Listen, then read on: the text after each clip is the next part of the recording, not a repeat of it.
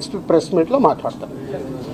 నాకు ముందు కావాల్సింది ఏంటంటే మనందరికీ కావాల్సింది ఏంటి, సీఎం గవర్నమెంట్దా లేక అల్లు అర్జున్దా కాదు, ఈయనకి ఏం సపోర్ట్ చేస్తున్నాం, ఈయన ఫ్యామిలీని ఎలా కాపాడుతున్నాం అనేది మన అందరి రెస్పాన్సిబిలిటీ. దాని మీద ఫోకస్ చేద్దాం. ఎస్, ఫైనాన్షియల్గా అన్ని రకాలుగా భాస్కర్కి నిలబడబోతున్నాం. అది నేను లీడ్ చేస్తున్నాను. నేనే పక్క నుండి నేను అన్ని చేయిస్తాను. అది చెప్పడానికే సీఎం గారు చెప్పమన్నారు. ఈరోజు ద్వారా కూడా ఆయనకు జరగాల్సింది డెఫినెట్గా జరుగుతుంది.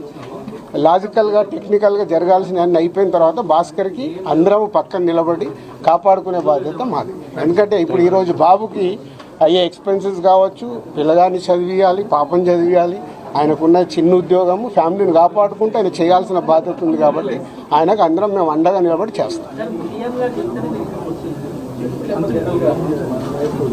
నా డ్యూటీ నేను చేస్తున్నాను. నీ డ్యూటీ నువ్వేం చేస్తున్నావు? నువ్వు నాకు క్వశ్చన్స్ చేస్తున్నావు. ఎఫ్డీసీ చైర్మన్గానే సీఎం గారు అక్కడి నుంచి చెప్పాల్సింది చెప్తున్నాను. సీఎం గారు చెప్పిందే చెప్తున్నాను. ఓకే.